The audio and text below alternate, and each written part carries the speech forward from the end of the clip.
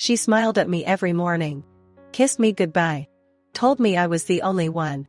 But secrets have a way of surfacing, and hers was about to destroy everything she built. My name is Daniel.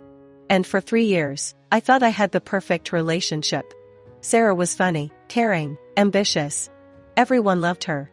My family adored her. My friends called me lucky. I called myself lucky too. Until the night I found the messages. It was a Tuesday. Nothing special about it. I came home early from work. My meeting got cancelled. The apartment was quiet. Sarah's phone was on the kitchen counter, screen lit up. I wasn't snooping. I wasn't suspicious. I was just there. And the name on the screen stopped my heart. Marcus. Her old college friend. The message read, "Last night was everything. When are you telling him?" I stood there for what felt like an hour. My hands went cold. My chest caved in. The apartment I had paid for. The life I had built. The future I had planned, all of it crumbling in silence. But I didn't cry. I didn't scream. Something shifted inside me. Something cold and quiet. I put the phone back exactly where I found it, walked to the bedroom, changed my clothes. And when Sarah came home an hour later, I smiled at her. Just like she smiled at me every morning. Over the next 2 weeks, I became someone I didn't recognize. I started paying attention to everything. The way she angled her phone away from me. The gym sessions that lasted 3 hours. The perfume she wore on days she said she was visiting her sister. I checked our shared bank account. Found restaurant charges on days she told me she worked late. A hotel charge. 2 of them. Both on weekends I was away for work. I didn't confront her. Not yet, because confronting her meant she could lie. She could cry. She could manipulate the narrative. I needed something she couldn't argue with. I needed the truth, locked and loaded. So I called my cousin Jerome. Jerome was a neat guy. Smart, discreet, loyal. I told him what I found. He didn't ask unnecessary questions. He just said, "Give me 48 hours. Jerome came back with everything. Call logs. Location data. Screenshots Sarah thought were deleted. Marcus wasn't just a college friend. They had been seeing each other for 8 months. 8 months, while I was working double shifts to save for a house deposit. While I was planning a proposal. While I was telling my mother I had finally found the one. I sat in my car outside our apartment and read everything twice. Then I made a list. Not a list of accusations. A list of everything Sarah stood to lose, and exactly how I was going to make sure she lost it. See, Sarah had just been offered a promotion at her company. A big one. Her boss adored her.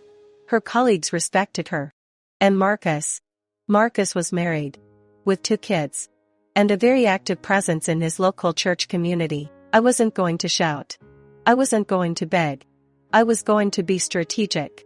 Step 1. I quietly moved my savings to a personal account she had no access to. Step 2. I called the landlord and had my name removed as the primary leaseholder. Sarah's name went on instead, along with all the bills. Step 3. I started looking for a new apartment. Found one. Signed the lease. I told nobody. Not my friends. Not my family. Because people talk.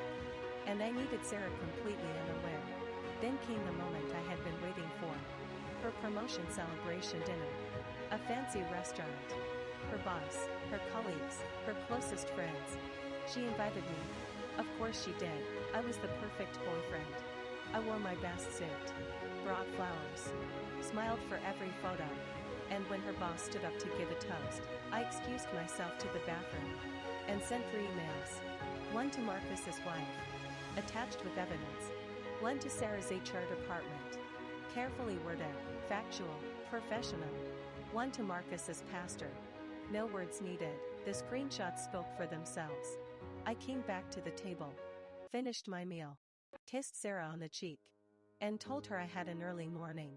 The next 72 hours were something I watched from a distance. Marcus's wife filed for separation by Friday morning. HR launched a conduct review. Apparently Marcus was Sarah's indirect supervisor in a previous role. A conflict of interest nobody knew about. And Sarah called me 47 times on Thursday alone. I answered once. "Danielle, I don't know what's happening. Everything is falling apart. I need you." I let her finish. Then I said, very quietly, I know about Marcus. I have known for 2 weeks. The apartment is in your name now. Your mail will be forwarded. Take care of yourself, Sarah. And I hung up. She never got the promotion. Marcus lost his job and his marriage. And me. I moved into my new apartment that Saturday. Put the kettle on. Opened the windows. And for the first time in 8 months, I breathed. Sometimes the most powerful thing you can do is nothing. No shouting. No begging. No public breakdown. Just silence. Strategy. And self-respect. If you have ever been betrayed by someone you trusted completely, you know the kind of quiet that falls over you when you finally decide enough is enough. Daniel didn't just get revenge. He got his life back. If this story hit different, subscribe, because every week, we bring you real stories of betrayal, karma, and the people who refuse to stay down. Drop a comment. Have you ever had to walk away in silence? See you in the next one.